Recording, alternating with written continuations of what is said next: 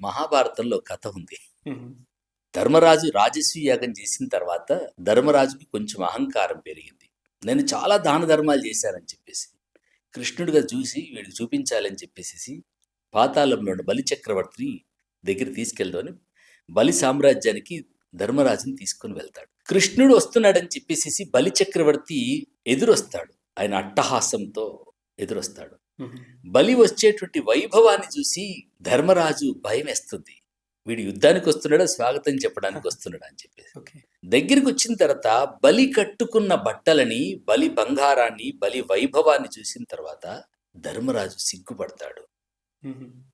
కృష్ణుణ్ణి స్వాగతం చెప్పి బలి చక్రవర్తి సింహాసనం మీద కూర్చోబెట్టి కృష్ణ పరమాత్మ పాదాలు కడుగుతూ ఉంటే కృష్ణుడు ధర్మరాజును పరిచయం చేద్దామని ప్రయత్నం చేస్తున్నాడు. బలి, నా మాట వింటావా?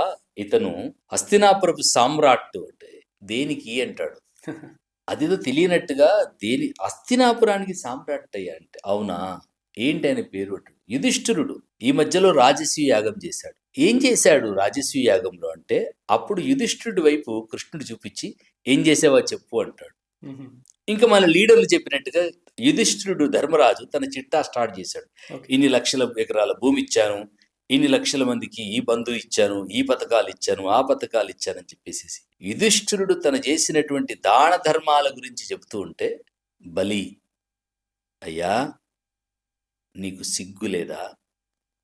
నీది ఒక రాజ్యమా అని అన్నాడు. హ్మ్. అభినందిస్తాడనుకున్నటువంటి ధర్మరాజుకి అవమానం ఎదురైతుంది. నీది ఒక రాజ్యమా, నువ్వు ఒక సామ్రాట్వా, అలా అంటున్నవేంటి అని కృష్ణుడు బలి వైపు చూసినప్పుడు అప్పుడు బలి చక్రవర్తి అంటాడు, కృష్ణ పరమాత్మ, నా రాజ్యములో పిరికెడు గింజలు వేస్తామన్నా పక్షులు కూడా రావు. ఇంతమంది బిచ్చగాళ్ళను పెట్టుకున్న రాజ్యము నీది రాజ్యమా అని అంటాడు. కరెక్ట్. ఇంతమంది చెయ్యి చాచి అడిగేటువంటి రాజ్యమా? 78 సంవత్సరాలుగా సంక్షేమ పథకాలతో ఊదరగొడుతున్నారు తప్ప సగటు పేద బిడ్డకి సమున్నతమైనటువంటి విద్యా అవకాశాలను ఇవ్వగలిగితే ఈ ప్రపంచానికి ఆ పేద బిడ్డలు అన్నం పెట్టగలుగుతారు. నిజం. అన్ని రంగాల్లో ఆ పేద బిడ్డలు రాణించగలిగితే, ఆ పేద బిడ్డలు సమున్నతంగా వాళ్ళని చదువుకునేటువంటి అవకాశం కల్పించగలిగితే, వాళ్ళకు కావలసినటువంటి దారులను సుగమనం చేయగలిగితే ఈ ప్రపంచానికి అన్నం పెట్టగలుగుతారు.